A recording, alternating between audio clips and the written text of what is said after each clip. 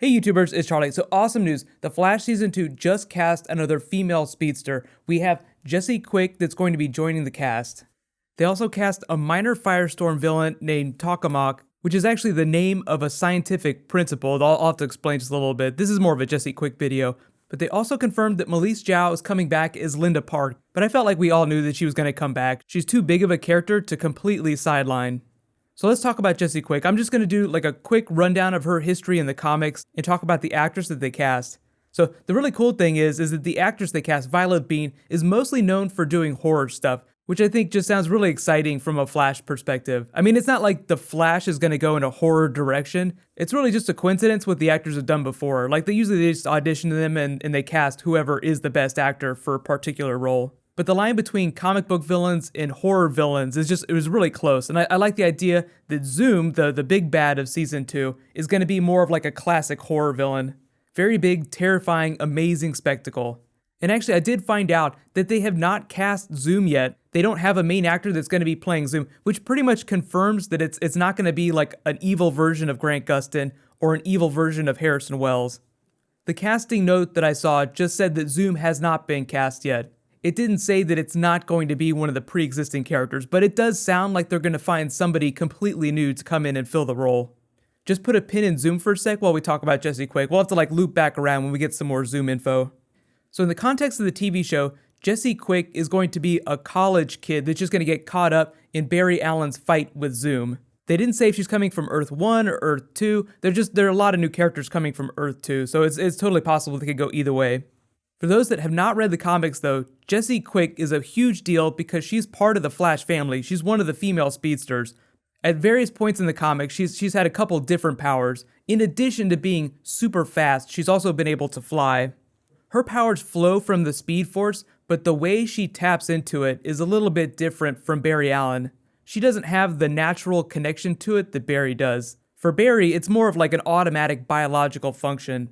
Jesse Quick is able to access the Speed Force by using what's called the Speed Formula, something that her father helped develop. But the cool thing about her is that she's part of a multi-generational superhero family. Her parents were both superheroes in the Golden Age. Her father was Johnny Quick and her mother was Liberty Bell.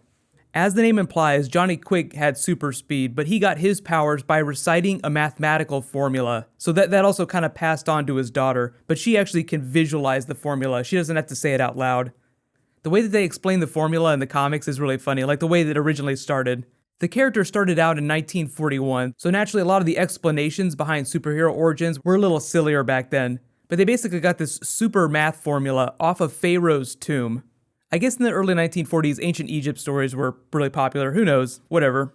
He became a member of the Justice Society, and then later, when his daughter Jesse Quick got her powers, she also ended up joining the Justice Society. There was this big run that Geoff Johns wrote on that basically reassembled the Justice Society. Like in the continuity, they had disbanded, and then a couple people got together, including Jay Garrick, and put a new team together, a lot of them being the children of previous Justice Society members. I don't know how they're going to incorporate the formula into the TV show, or if they're just going to give Jesse Quick Flash powers the same way everybody else got their powers, via the particle accelerator explosion. They did say that Mercury Labs was going to be a bigger thing in Season 2, so there might be like some crazy speed stuff coming out of Mercury Labs. Her mother's powers are equally just as silly. It involves the ringing of the Liberty Bell, the actual Liberty Bell in Philadelphia. When the bell is rung, she gets enhanced speed, super strength, stamina, sonic vibrations that she emits as like pulses, and she's really good with hand-to-hand combat. So, I mean, we'll see what they do with Jesse Quick on the TV show. It'll probably be a lot more practical. They'll probably tone it way, way down. And the Jesse Quick character is actually just an alias. Her real name is Jesse Chambers. Jesse Quick is the persona she used when she was acting more as a speedster. Later in the comics, she took her mother's mantle of Liberty Bell and started using that name. I would think just because they're introducing so many speedsters that she's definitely going to be Jesse Quick on the TV show. So if they give her any of the powers that she has from the comics, it's probably just going to be super speed. They didn't announce anything about her parents, but her father did own Quick Start Enterprises. He has like a large corporation. It's kind of like a Mercury Labs type situation, like a smaller version of pre-existing big companies like Cord Industries or Queen Industries or Wayne Enterprises. There was a storyline that she got caught up in with Wally West when he was trying to defeat Zoom. Because Zoom was so much more powerful than Wally West, she had to lend Wally some of her powers, some of her Speed Force. They haven't really explored this in Season 1, but because the Speed Force is a type of energy, it can be transferred between people. So like Wally West can grant Speed Force to other people, like he can siphon off Speed Force from himself and give it to other people, and he can take it from other people. So now we have 5 different Flashes that we know about, not including the villain Zoom. There's Barry Allen, Wally West, Jay Garrick, Hot Pursuit, who's Patty Spivot, she had Flash powers for a little while, and now Jesse Quick. So we could see some of the Flashes lending powers to each other. You guys can let me know that, like, do you think that we'll see the different Flashes, the good Flashes, lending each other powers to help defeat Zoom? Like, will all the other Flashes give Barry their speed so that he can defeat Zoom? As cool as that sounds, I'd really rather see all the Flashes, like the entire Flash family, work together to defeat Zoom. I don't want it to be like a one-on-one thing. The thing about Zoom that's different from Professor Zoom is that Professor Zoom is a genius from the 25th century.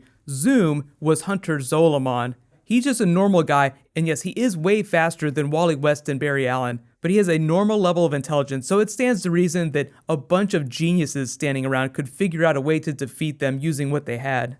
If they do go straight up comic book route though, there will be a lot of transferring of Speed Force. Only instead of everyone giving Wally West their speed, they'll be giving it to Barry Allen.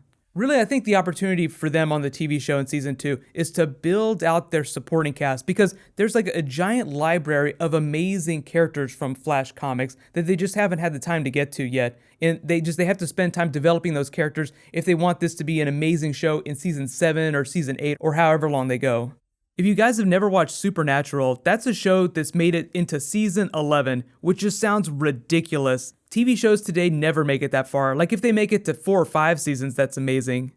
To their credit, even though they've kept a really small cast, like it's a relatively cheap show to shoot, but they've done an amazing job at developing side characters. Like you have the Castiel character that really didn't come along till like the middle of the run. I think it was like Season 4 or 5 or something like that. Now Misha Collins is like part of the Holy Trinity, like it's not just Sam and Dean anymore. So Team Flash, you have Caitlin, Barry, and Cisco now. You have to start developing those other characters, like Iris West needs some good character development. Don't even get me started on the other Flashes, like Jay Garrick, Wally West. No way that they're going away after Season 2. They're way too amazing from a character standpoint to completely get rid of. Even Robbie Amell as Firestorm. Yes, he's not supposed to be part of Legends of Tomorrow, so he's probably going to get sidelined by some comic book storyline for a little while. But generally speaking, the first season is all about establishing the core cast, then you slowly start building the universe out. So you guys can let me know, like, which side characters, which secondary characters do you want to get really awesome storylines this season? Personally, I'd like to see Caitlin Snow get a Killer Frost arc. It'd take her a little while to get there. She's not going to go from zero to Frozen overnight. Building out Cisco's Vibe character, building out Wally West, that'll be interesting to meet him. I'm still curious to see how they're going to bring him on the show. Teddy Sears as Jay Garrick. I really want to see more Linda Park too, because she's so awesome. She was actually more fun for me than Iris West was in Season 1, but that's because Iris was always like the person on the outside, like the person who got really upset because nobody told her what was going on. Now that that's over with, she can actually have something fun to do. A lot of you guys have been asking about the trailers dropping, like the big full trailers. Usually it's like a minute and a half, a little bit longer than that. They'll probably drop next week. Like last year around this time, it was about 4 weeks out when they dropped the first Arrow trailer. They'll probably do the same thing for The Flash too. While you guys wait for that, you can click here for a little bit of Flash footage, just like a little bit. And you can click here to watch my Vixen Episode 1 video. Thank you so much for watching, everybody. Let's high five. I'll see you guys tonight.